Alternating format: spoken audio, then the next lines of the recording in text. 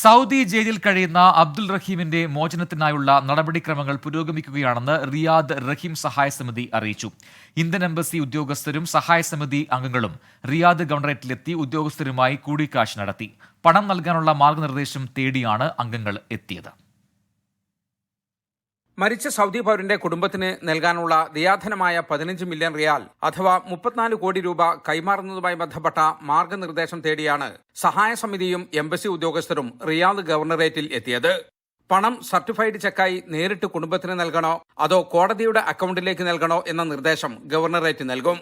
ഈ നിർദ്ദേശം വന്നാൽ ഉടൻ തന്നെ നാട്ടിൽ സമാഹരിച്ച 15 മില്യൺ റിയാൽ കേന്ദ്ര വിദേശകാര്യ മന്ത്രാലയത്തിന്റെ അക്കൗണ്ടിലേക്ക് കൈമാറും.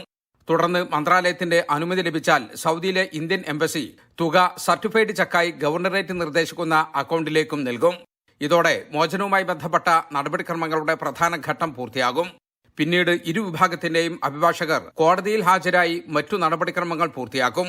തുടർന്നായിരിക്കും റഹീമിന്റെ വധശിക്ഷ റദ്ദ് ചെയ്യുന്നതും മോചനത്തിനുള്ള ഉത്തരവിടുന്നതും. റിയാദിൽ നിന്നും ഇസ്മായിൽ പയ്യോളിക്കൊപ്പം ജലീൽ കടമകലം, 24.